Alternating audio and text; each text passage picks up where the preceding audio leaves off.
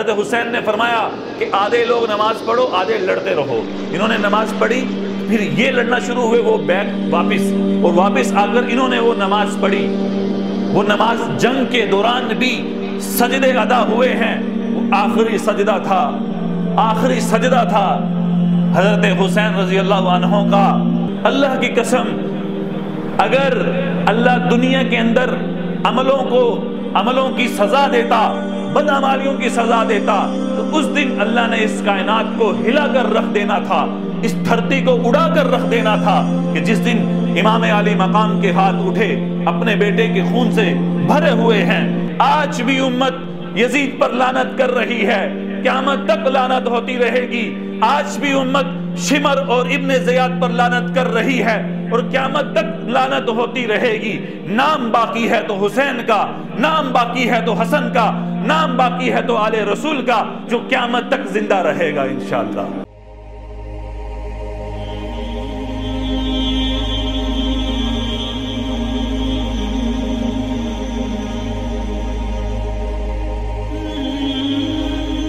تاریخ گواہ ہے کہ حق کی خاطر لڑنے والوں نے ہمیشہ جیت حاصل کی، فتح حاصل کی، اور اس فتح حاصل کرنے کے بعد اللہ نے ان کے نام کو ہمیشہ زندہ رکھا ہے، خواہ وہ نبیوں کی شکل اور صورت میں ہوں، خواہ رسولوں کی شکل اور صورت میں ہوں، خواہ وہ محمد الرسول اللہ صلی اللہ تبارک و تعالی علیہ وسلم کے صحابہ کرام کیوں نہ ہوں، تو تاریخ نے ان کے نام کو ہمیشہ زندہ رکھا ہے کہ جب جب محرم آئے گا حسین کے تذکرے عام ہوں گے، حسن کے تذکرے عام ہوں گے، اور جب جب محرم آئے گا تو محرم آنے کے بعد ان کے تذکروں سے امت اپنے ایمان کو اجاگر کرتی رہے گی، اپنے ایمان کو چمکاتی رہے گی کہ یہ محرم ہمیں سبق دیتا ہے،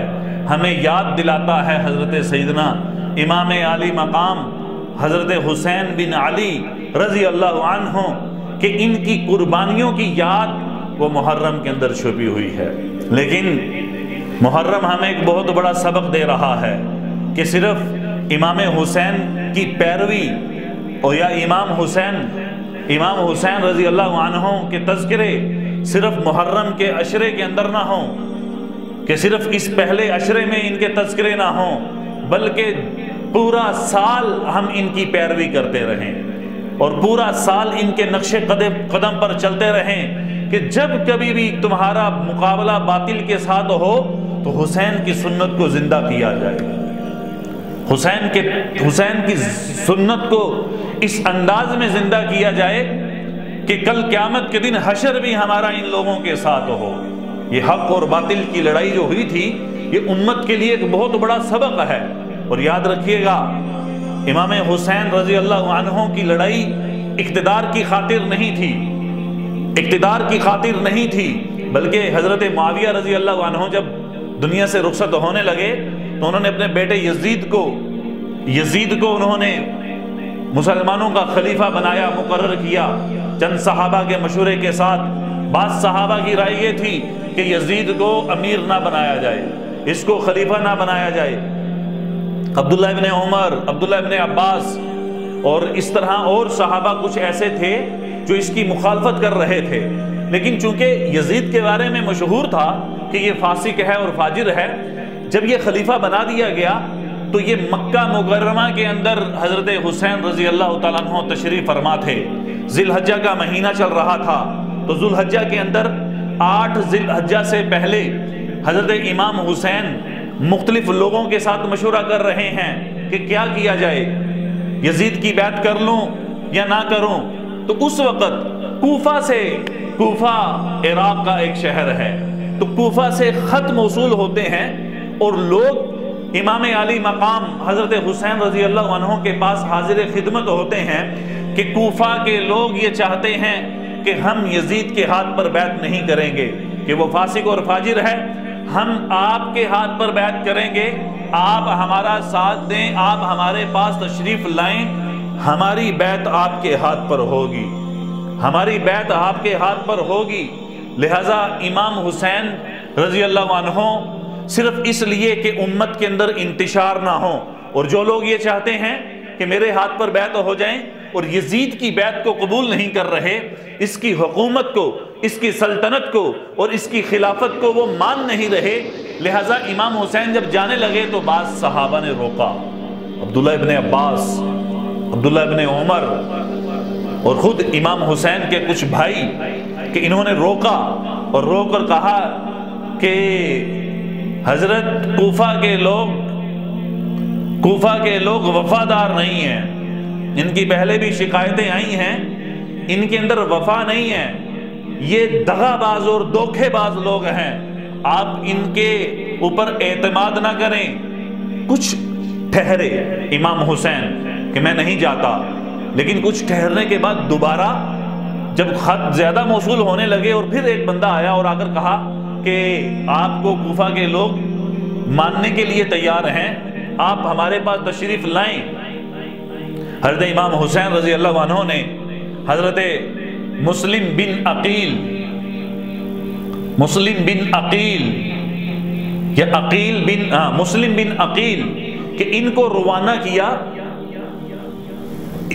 کو روانہ کیا کہ آپ جاؤ اور جا کر ان کی حالات، کوفہ کے حالات معلوم کرو اور کوفہ کے لوگوں کا حال معلوم کرو کہ وہ لوگ چاہتے کیا ہیں۔ یہ مسلم بن عقیل وہاں سے روانہ، یہ ان کے چچا کے بیٹے، تو وہاں سے روانہ ہوئے اور گئے، جا کر دیکھا کہ یہ لوگ تو چاہتے ہیں واقعی اور بڑی محبت والے لوگ ہیں۔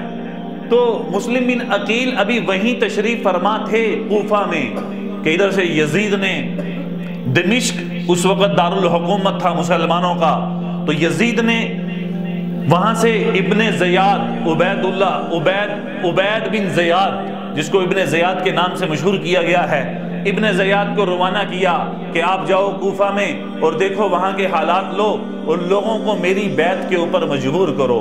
اور ان کو پتہ لگا کہ وہاں مسلم بن عقیل آئے ہوئے ہیں، کہا کہ اگر وہ ان کو سمجھاؤ، سمجھتے ہیں ٹھیک، نہیں سمجھتے تو ان کے ساتھ اگر وہ مزاحمت کریں تو ان کو قتل کر دو۔ لہذا ان کے قتل کے آرڈر یزید نے وہاں سے بھیج دیے تھے۔ تو مسلم بن عقیل جس وقت یہ ابھی کوفہ کے اندر ہی ہیں، تو ابن زیاد اور وہ اپنے لشکر کے ساتھ کوفہ کے اندر آتا ہے، اور آنے کے بعد ان کو پتہ لگتا ہے کہ یہ فلاں جگہ پر ہیں، تو وہاں جا کر ان کے ساتھ مزاحمت ہوتی ہے، جھگڑا ہوتا ہے اور ان کو وہ وہاں شہید کر دیتے ہیں۔ جب امام حسین مطمئن ہونے کے بعد کہ مسلم بن عقیل کی طرف سے پیغام آ چکا ہے کہ یہ لوگ ٹھیک ہیں، آپ کی بیعت چاہتے ہیں، لیکن کوفہ کے لوگ کبھی کسی کے نہیں ہوئے، جتنا دغا اور دھوکہ انہوں نے آل رسول کو دیا ہے شاید ہی کسی نے دیا ہو۔ تو اس دغے کے اندر اور دھوکے کے اندر امام حسین رضی اللہ عنہ جب روانہ ہوتے ہیں، کربلا سے پہلے ابھی اس کربلا کی زمین سے پہلے ابھی کچھ علاقہ باقی تھا، وہاں پہنچتے ہیں تو ان کو پیغام ملتا ہے، تو ایک صاحب آ کر ان کو پیغام دیتے ہیں کہ آپ آگے مت جائیں، وہاں کے حالات ٹھیک نہیں ہیں، یہاں تک کہ مسلم بن عقیل کو بھی قتل کر دیا گیا ہے، ان کو شہید کر دیا گیا ہے۔ جب یہ سنا تو جو ان کے بھائی تھے تو وہ کہنے لگے کہ اب واپسی کا راستہ نہیں ہے، ہم مسلم بن عقیل کا بدلہ لے کر دکھائیں گے، ہم مسلم بن عقیل کا بدلہ لیں گے۔ یہ ہماری اب غیرت کا سوال ہے کہ انہوں نے ان کو کیوں مارا، کیوں شہید کیا۔ تو امام حسین رضی اللہ عنہ اپنے پورے اس خاندان اور لشکر کو لے کر روانہ ہو رہے ہیں کوفہ کی طرف۔ ادھر سے ابن زیاد کو اطلاع ملی کہ امام حسین آ رہا ہے، تو اس کے مقابلے میں وہ بھی اپنا لشکر لے کر روانہ ہوا، کوفہ سے نکلا، اور ان کا جو سامنا ہوا اور ان کا جو ٹاکرا ہوا ہے وہ کربلا کی سرزمین پر ہوا، جہاں آل رسول محمد مصطفیٰ صلی اللہ تعالی علیہ وسلم کی آل اولاد، آپ کے چہیتے لاڈلے اور آپ کے جگر گوشہ رسول آج یہ اپنے خاندان سمیت شمر اور ابن زیاد کے مقابلے میں کھڑے ہیں۔ یہ یزید تو اس وقت وہاں بیٹھا ہوا ہے جس کے آرڈر سے یہ لوگ یہاں پہنچے تھے، یزید تو یہ دمشق کی سرزمین پر ہے دارالحکومت میں، لیکن ابن زیاد اور شمر جب یہ مقابلے کے اندر حضرت حسین کے کھڑا ہوا تو وہاں حضرت حسین نے دیکھا کہ اب لڑائی کے بغیر کوئی چارہ کار نہیں ہے، اب لگتا ہے ہمیں اب ان کے ساتھ لڑنا پڑے گا، اب جنگ کا موقع آ چکا ہے۔ امام علی مقام کا پیغام سنیے۔ سب سے پہلے اس نے اپنے لشکر کو، انہوں نے اپنے خاندان کے لوگوں کو جو 100 سے زیادہ تھے اس وقت، اکٹھا کر کے کہا کہ تم میں سے اگر کوئی قرض دار ہے، اگر کوئی مقروض ہے، تو وہ لشکر سے نکل جائے، وہ اس لڑائی میں شریک نہیں ہو سکتا۔ ایک آدمی کھڑا ہوا کہنے لگے کہ میں نے قرض دینا ہے، لیکن میری بیوی نے اس کو اپنے ذمے لیا ہے، یعنی اس کی گارنٹی لی ہوئی ہے، ضمانت لی ہوئی ہے۔ تو امام حسین رضی اللہ عنہ فرمانے لگے، حضرت حسین نے فرمایا کہ نہیں، قرض کی معافی نہیں ہے، قرض کی معافی نہیں ہے، لہٰذا آپ نکل جائیں۔ یعنی اس جہاد کے اندر، اس لڑائی کے اندر صحابہ اس قدر احتیاط کیا کرتے تھے کہ شہید کو بھی قرض معاف نہیں ہے، لہٰذا قرض دار ہمارے ساتھ شریک نہ ہو، قرض دار ہمارے ساتھ شریک نہ ہو۔ ابن زیاد کے سامنے کھڑے ہوئے، حضرت حسین نے کہا کہ دیکھو ہمارے پاس 3 آپشن ہیں، ہمارے 3 مطالبات ہیں، ہمیں تین کاموں میں سے ایک کام کرنے دو۔ 3 مطالبات ہیں اور 3 آپشنز ہیں ہمارے پاس۔ نمبر 1، ہمیں اسلامی سرحدوں میں سے کسی ایک سرحد کی طرف جانے دو تاکہ ہم وہاں جا کر اسلام کو نافذ کر سکیں۔ نمبر 2، کہ ہمیں واپس مدینہ منورہ جانے دو، بچے ساتھ، عورتیں ساتھ ہیں، چھوٹے چھوٹے بچے، وہ بھی ساتھ رہ کر روانہ ہوئے تھے، اور یہ تو آئے تھے کہ چلو کوفہ والے بلا رہے ہیں، ان کی ہمیں تائید مل رہی ہے، یہ لڑائی کی غرض سے نہیں آئے تھے، ان کا کوئی جنگ اور لڑائی کرنے کا قطعاً پروگرام نہیں تھا، لہٰذا کہنے لگے کہ ہمیں مدینہ واپس جانے دو۔ کہ تیسرا پھر ہمیں یزید سے خود بات کرنے دو۔ ابن زیاد خناس خبیث وہ کہنے لگا کہ ہمیں ایک آپشن بھی تمہارا قبول نہیں ہے، صرف تمہیں ایک آپشن دیتا ہوں، وہ یہ کہ تم میرے ہاتھ پر بیعت کرو۔ یہ نواسہ رسول کو کہہ رہا ہے کہ تم میرے ہاتھ پر بیعت کر لو، لہٰذا میں تمہیں چھوڑ دوں گا۔ تو حضرت حسین ایک فاسق اور فاجر، وہ یزید کی بیعت کے لیے تیار نہیں ہو رہے تھے، یہ تو اس کا کارندہ ہے، اس کی بیعت کے لیے کہاں تیار ہوں گے، لہٰذا انکار کیا، کہنے لگے کہ میں تمہاری بیعت نہیں کر سکتا۔ اچھا تو پھر لڑائی کے لیے تیار ہو جاؤ۔ آخر وہ بھی تو ایمان والے تھے، ان کے سینے ایمان سے بھرے ہوئے تھے، اور کیوں نہ ہو پھر حضرت مولا علی کرم اللہ وجہ، مولا کائنات کے بیٹے اور محمد الرسول اللہ صلی اللہ علیہ تبارک و تعالی علیہ وسلم کے نواسے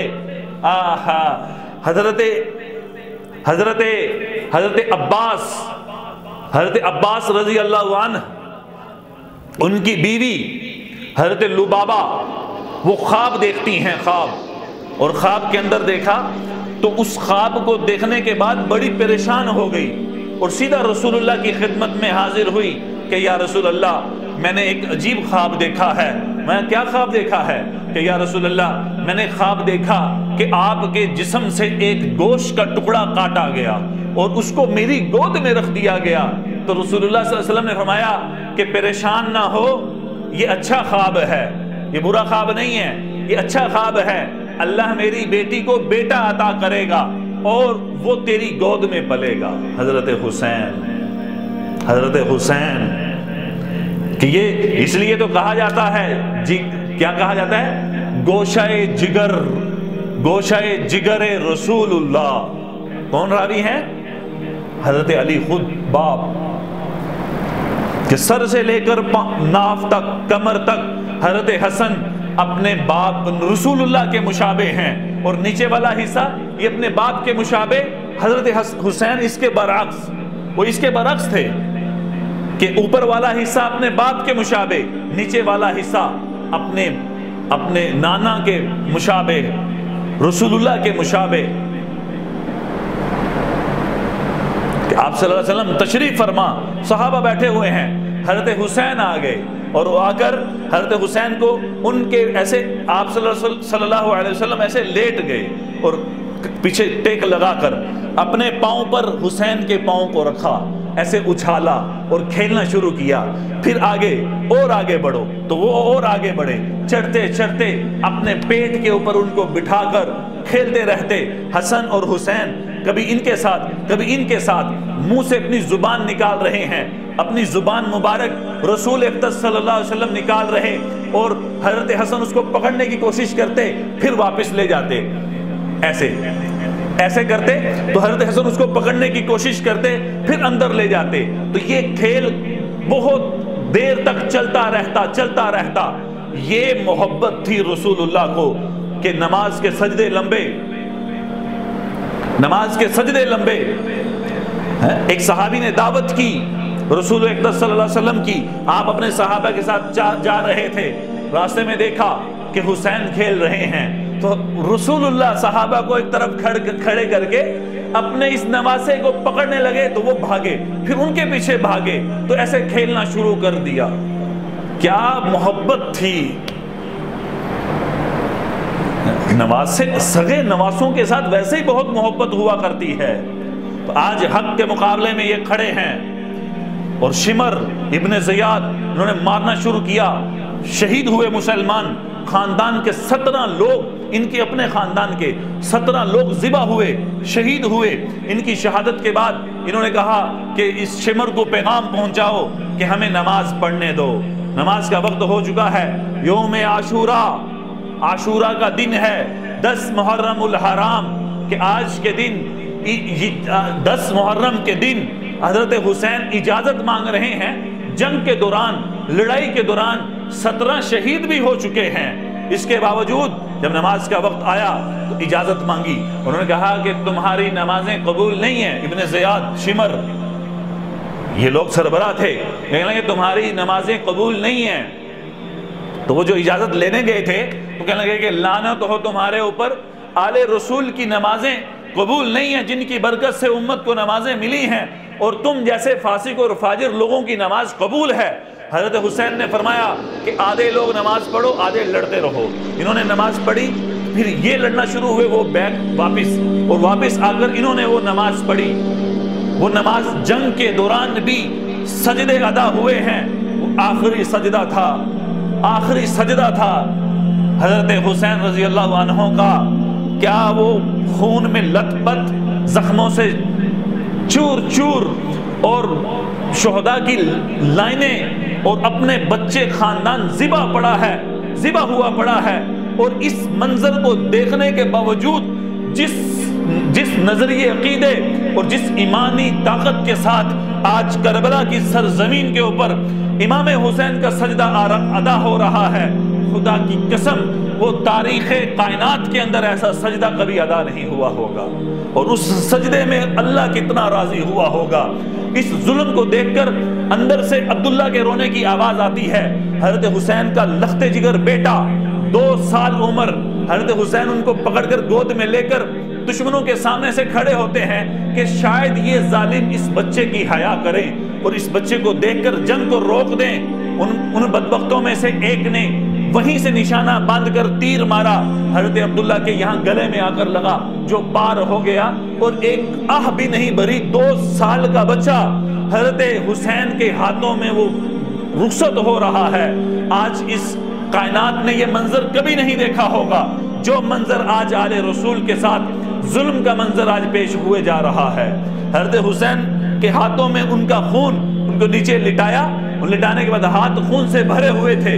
جب وہ ہاتھ اٹھے، اللہ کی قسم، اگر اللہ دنیا کے اندر عملوں کی سزا دیتا، بدعمالیوں کی سزا دیتا، تو اس دن اللہ نے اس کائنات کو ہلا کر رکھ دینا تھا، اس دھرتی کو اڑا کر رکھ دینا تھا، کہ جس دن امام علی مقام کے ہاتھ اٹھے اپنے بیٹے کے خون سے بھرے ہوئے ہیں، اور بھرنے کے بعد ایسے ہاتھ اٹھا کر اللہ کو مخاطب کر کے کہہ رہے ہیں کہ اللہ، اگر تو آج اس پر بھی راضی ہے، اگر تو ایسے راضی ہوتا ہے تو ہم بھی تم سے راضی ہیں اللہ۔ اگر تو اس آزمائش میں بھی ہمیں دیکھ رہا ہے، ہم اس آزمائش میں بھی پورا اتریں گے، ہم تجھ سے راضی ہیں میرے اللہ، ہم تجھ سے راضی ہیں۔ کہ شہید ہوتے جا رہے، خیمے میں سے خود حضرت حسین بہت زخمی ہو چکے تھے کہ جسم میں جان بچ جانے والی تھی، کہ اسی دوران ان کے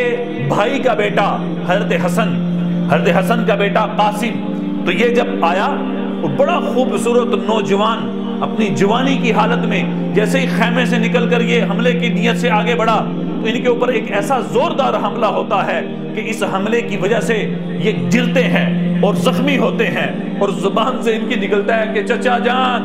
حسین سامنے پڑے ہوئے تھے، تو اس مدہوشی کی حالت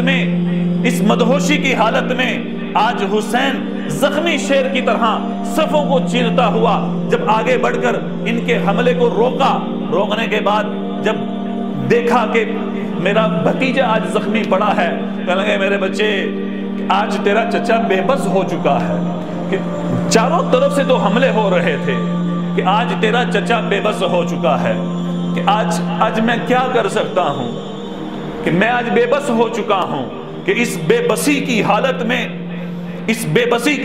یاد رکھیے گا جنگ کے موقع پر اگر اونگ آ جائے، نیند آ جائے، اول تو نیند اور اونگ ایسے موقع پر نہیں آتی، ایسے موقعوں پر نہیں آتی، لیکن اس موقع پر اگر اونگ آ جائے تو یہ اللہ کی طرف سے ایک رحمت ہوتی ہے۔ ذرا اونگ آئی تو حضرت زینب کھڑی تھی تو پوچھا کہ کیوں مسکرا رہے ہو؟ کہنے لگے کہ نانا خواب میں آئے تھے، اللہ کے رسول خواب میں آئے تھے اور وہ ہمارے استقبال کے لیے تیار ہیں، وہ ہمارے صحابہ ساتھ آج وہ ہمارے استقبال کے لیے تیار ہیں، میرے جانے کا وقت آ چکا ہے۔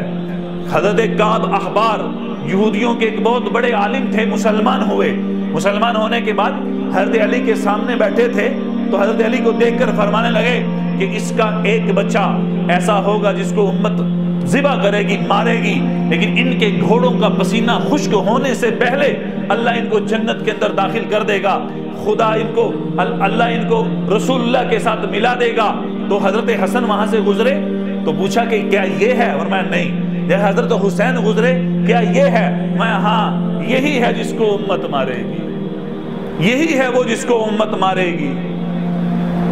آپ اندازہ لگائیں، بیٹا، بھائی، سگے بھائی، بھتیجے،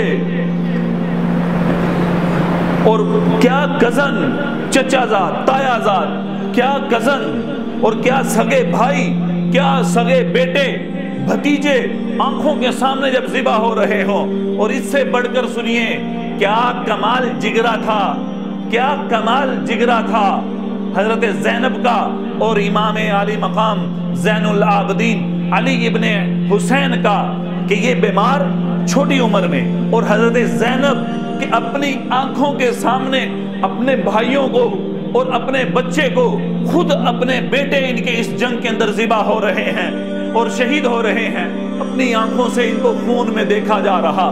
اللہ کی قسم ہم نہیں تصور کر سکتے، ہماری سوچ نہیں بن سکتی، ہم نہیں اپنے تخیلات میں ایسے خیالات پیدا کر سکتے کہ کوئی اپنے سگوں کو اپنے سامنے ایسے ذبح ہوتے ہوئے دیکھ کر پھر بھی وہ اللہ کے اوپر راضی ہو، اور پھر بھی وہ اللہ کے اوپر راضی ہو، اور اس صبر کے اندر وہ پورا اتر رہا ہو۔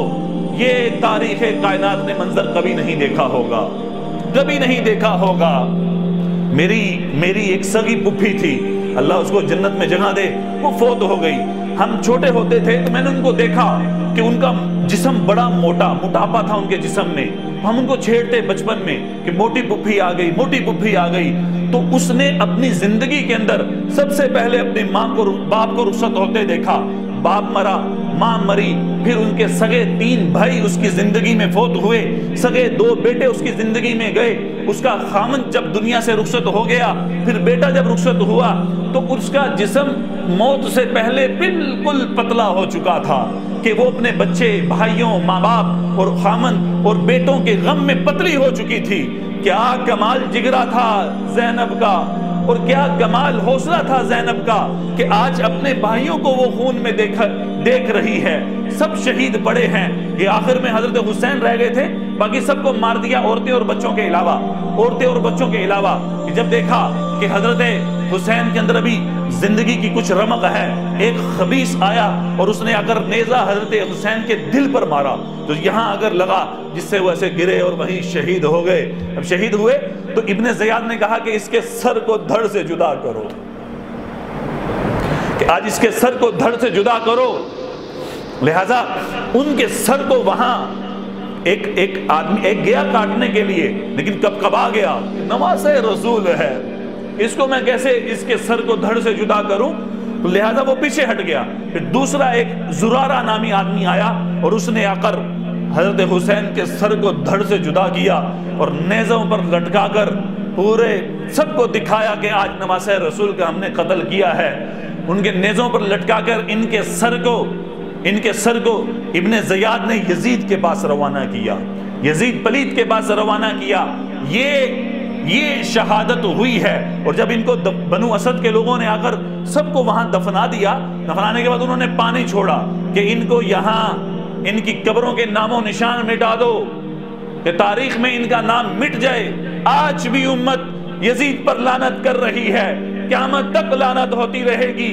آج بھی امت شمر اور ابن زیاد پر لعنت کر رہی ہے اور قیامت تک لعنت ہوتی رہے گی. نام باقی ہے تو حسین کا، نام باقی ہے تو حسن کا، نام باقی ہے تو آل رسول کا، جو قیامت تک زندہ رہے گا انشاءاللہ. کہ یہ حق پر ڈٹے رہے، یہ حق پر ڈٹے رہے. کہ انہوں نے اس حق پر ڈٹے رہنے کے بعد استقامت اختیار کیے رہنے کے بعد اپنی جانوں کو نشاور کیا تھا کہ یہ حق اور باطل کی لڑائی تھی، یہ اقتدار کی لڑائی نہیں تھی، یہ حق اور باطل کی لڑائی تھی، یہ حق اور باطل کی لڑائی تھی. کہ آج یہ حسین رخصت ہوا ہے اس دنیا سے. یہ محرم میں آج حسین رخصت ہوا تھا. کیا استقبال ہوا ہوگا اور کیا محبتیں. الحسن والحسین سیدہ شباب اہل الجنہ. حسن اور حسین نوجوانوں کے سردار، جنت کے اندر نوجوانوں کے سردار.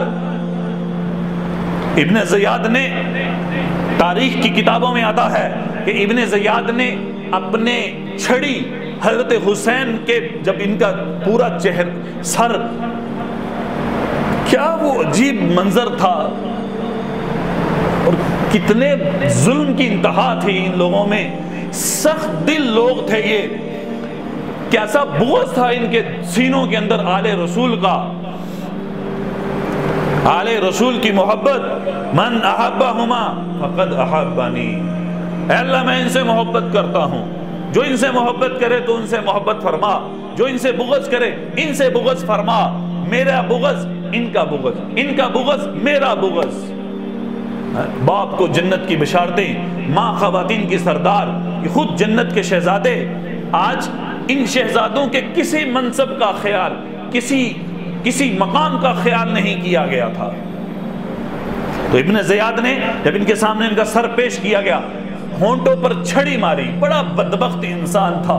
اب چھڑی ماری تو رسول اللہ کی زبان یہ اپنے منہ میں ڈال کر چوسا کرتے تھے. کیا محبت تھی نواسوں سے. وہ کہنے لگے کہ ایک وہاں ایمان والا کھڑا تھا، کہنے لگے او بدبخت صحابی، او بدبخت کہ چھڑی مت مار، میں نے اپنی آنکھوں سے رسول اللہ کو انہی ہونٹوں کو چومتے ہوئے دیکھا ہے. یہ ظلم نہ کر، کہ یہ ظلم نہ کر. تو یہ حسین اپنے قافلے سمیت 70 72 80 82 لوگوں کو لے کر آج خدا کے حضور پیش ہو رہے ہیں. آج آسمان دنیا پر فرشتوں کی چیخیں نکل رہی ہیں، فرشتے بھی رو رہے ہیں. آج ان کی شہادت پر آج امت ٹوٹ چکی ہے اور امت کا اتنا بڑا نقصان ہوا ہے کہ جس کا خمیازہ، جس کی تلافی قیامت تک نہیں ہو سکتی. لیکن سبق ہے ہمارے لیے کہ ہم صرف عاشورہ کے دن یا 10 محرم تک، یہ 10 دنوں میں ہم ماتم کریں، مرثیہ پڑھیں اور ہم ان کے گیت گائیں اور بقیہ پورا سال آل رسول کے تذکرے نہ ہوں اور آل رسول کو بھول جائیں. ہم ان کے نقش قدم پر چلیں گے. جیسے انہوں نے حق کی خاطر اپنی جانیں لٹائی، اپنے بیوی بچوں کو لٹا دیا اور حق کی خاطر حق پر جمے رہے، ہم انشاءاللہ ان کے نقش قدم پر چلتے رہیں گے. امام زین العابدین جو ان کے بیٹے تھے، حضرت ان کا نام علی بن حسین کہ یہ بیمار تھے، لیکن ان کے سامنے بدبختوں نے پورے خاندان کو ذبح کیا تھا. ان کے سامنے پورے خاندان کو ذبح کیا گیا تھا. آپ اندازہ لگائیں کہ جس بندے کے سامنے جس بندے کے سامنے پورا گھر پورا خاندان ذبح ہوا ہو تو وہ پوری زندگی اس کی کیسی گزرتی ہوگی۔ تو لوگ کہتے تھے کہ یہ بہت رویا کرتے ہیں، بہت روتے ہیں، پوری پوری رات امام زین العابدین رونے میں گزار دیتے۔ کسی نے کہا کہ آپ بہت روتے ہو، کم رویا کرو، کیوں روتے ہو؟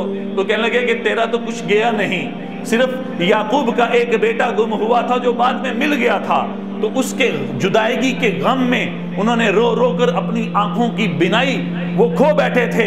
میرے سامنے میرا پورا خاندان ذبح ہوا، میرا باپ، میرے بھائی، میرے چچا اور میرا پورا خاندان ذبح ہوا ہے، میرے اندر سکون کیسے آ سکتا ہے؟